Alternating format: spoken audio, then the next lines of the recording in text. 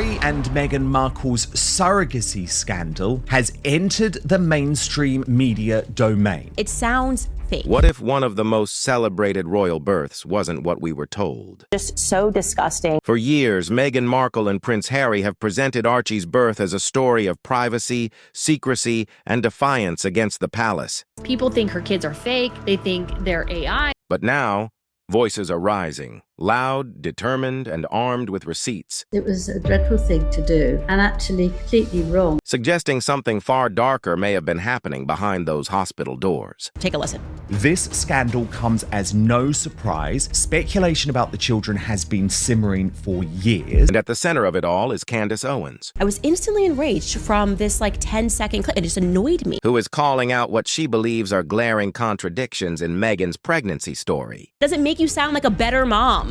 It makes you sound like really kind of into yourself in a way. Contradictions so wild they've left medical professionals and royal insiders shaking their heads.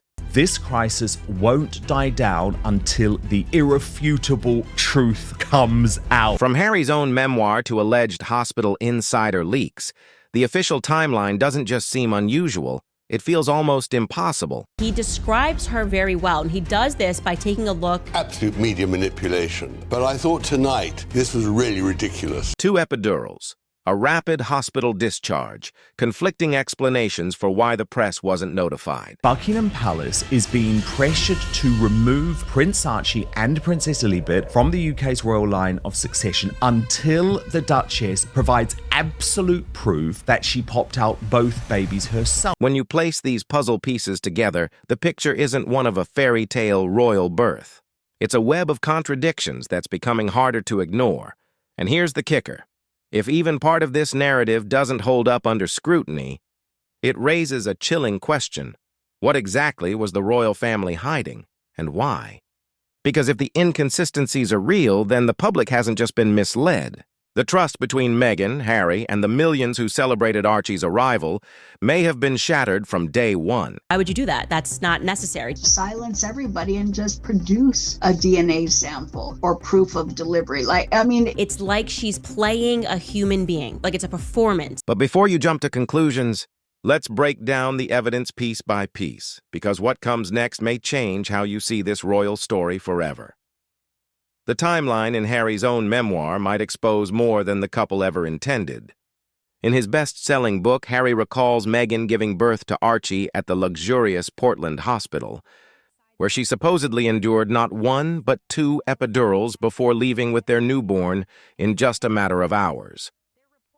On the surface, it reads like a dramatic and glamorous account, the kind of story meant to showcase resilience and control. But when doctors, nurses, and even experienced mothers began analyzing this version of events, the questions came flooding in.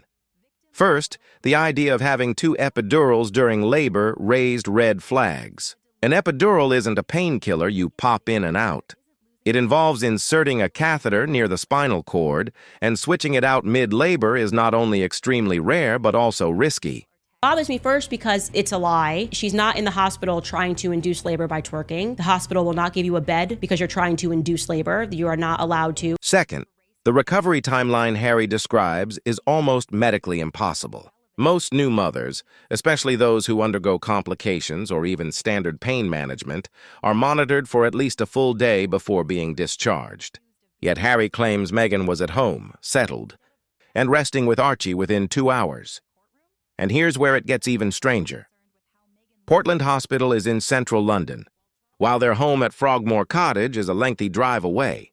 Between discharge paperwork, newborn checks, pain recovery, and the commute, the math just doesn't add up, even under the best circumstances. The timeline feels rushed, glossed over, and suspiciously convenient. Which begs the question, why tell a story that medical professionals say doesn't line up with reality? And if the timeline is inaccurate, what else in their carefully curated narrative might also be misleading?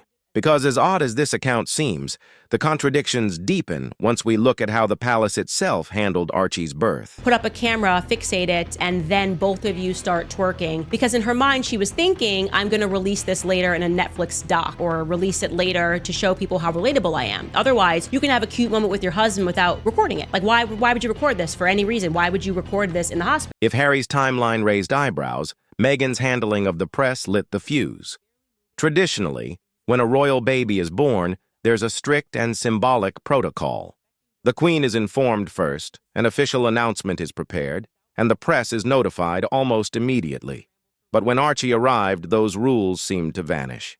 Meghan herself gave not one, not two, but 3 different explanations for why the press wasn't alerted in the usual way.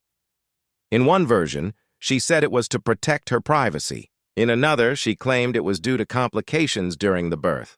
In yet another account, the story shifted again, raising the question, if the truth was simple, why so many different versions? Even royal reporters, normally sympathetic to the palace, admitted confusion.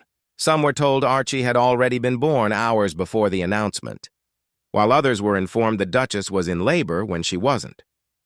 This kind of chaos doesn't just break protocol, it undermines the credibility of the institution itself. And remember, palace protection officers and staff follow rules to the letter. Deviations like this don't happen by accident. The secrecy and contradictions didn't just fuel curiosity, they sparked suspicion. Why have they simply not made an announcement to the fact that all of this speculation about the children's arrival? Was this confusion a deliberate attempt to hide the real circumstances of Archie's birth? Because as unusual as the press situation was, it's nothing compared to what we uncover when we examine Portland Hospital itself. Do you believe these inconsistencies are about protecting privacy, creating sympathy, or covering something deeper about the monarchy? When Harry described Meghan receiving 2 epidurals during labor, medical professionals immediately raised an eyebrow. For those unfamiliar, an epidural isn't a quick injection. It's a delicate procedure where a catheter is carefully placed near the spinal cord to deliver continuous pain relief. Once inserted, it stays in place, allowing adjustments in dosage without needing to remove and repeat the process. That's why experts insist the claim of having 2 epidurals makes little sense. Switching catheters mid-labor is rare, risky, and would only be attempted under unusual circumstances. Even then, such a procedure would extend recovery time and require meticulous monitoring afterward. Like, why lie? It was just so truly bizarre. Yet Harry's account suggests this was routine, glossed over as if it were nothing. Critics argue this detail doesn't reflect medical reality, but instead reads like a dramatized retelling, or worse, a misrepresentation, and the confusion doesn't stop there. If Meghan truly underwent an additional invasive procedure, her reported rapid recovery and discharge from Portland Hospital become even more implausible.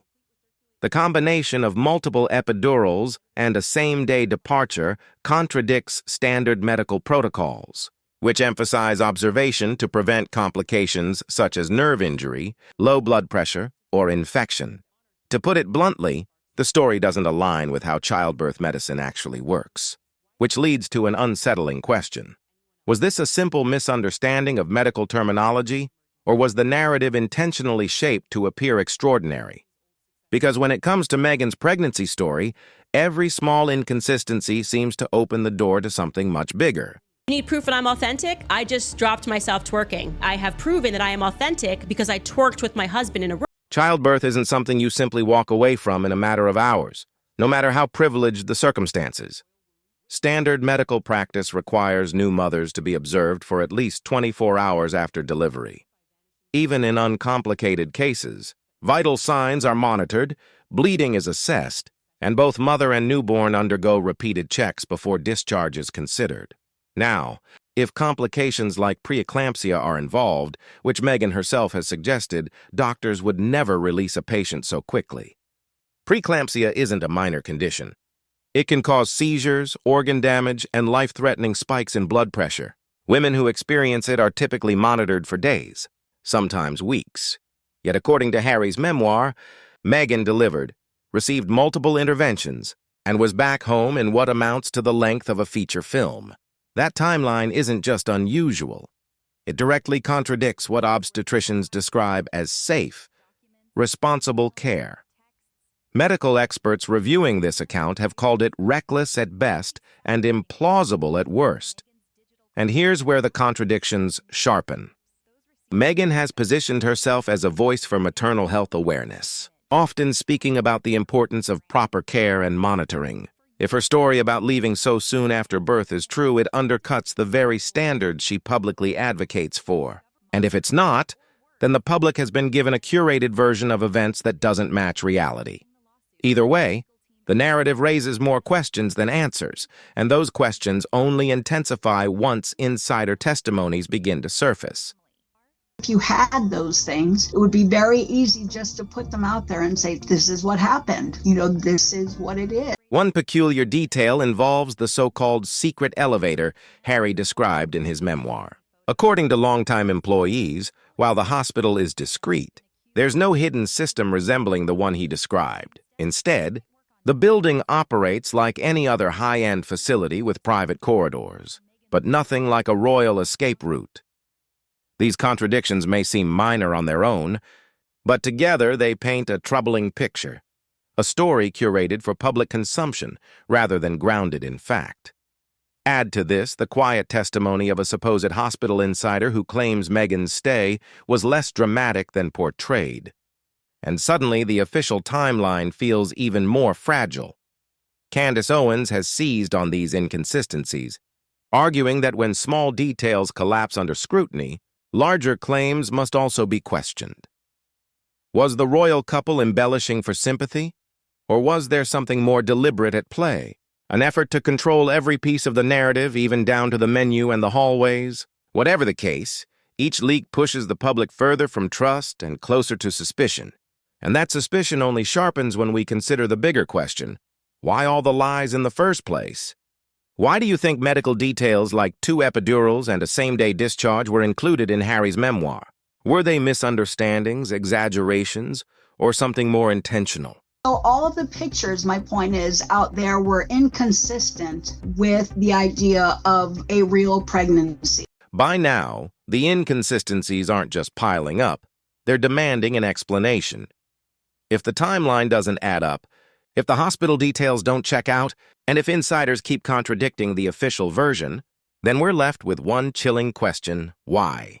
Why would Meghan and Harry feel the need to alter or embellish something as personal as the birth of their child? Some suggest it was about control, maintaining power over the narrative in a royal system where privacy is nearly impossible. Others argue it was a strategy to generate sympathy, presenting Meghan as a woman navigating extraordinary challenges under extraordinary pressure.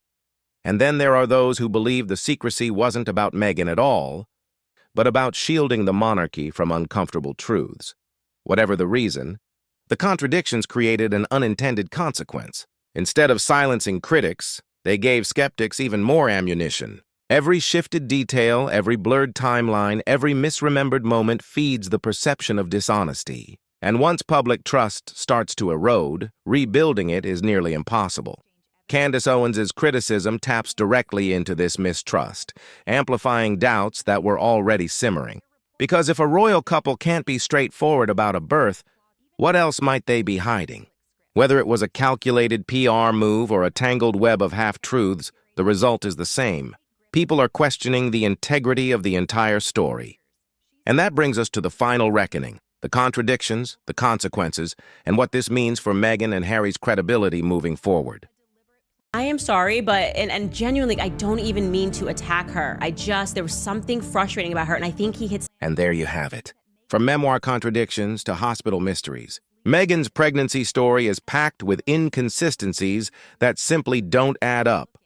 Whether you believe this was just sloppy storytelling or something more carefully crafted, one thing is certain: the truth remains buried under layers of confusion.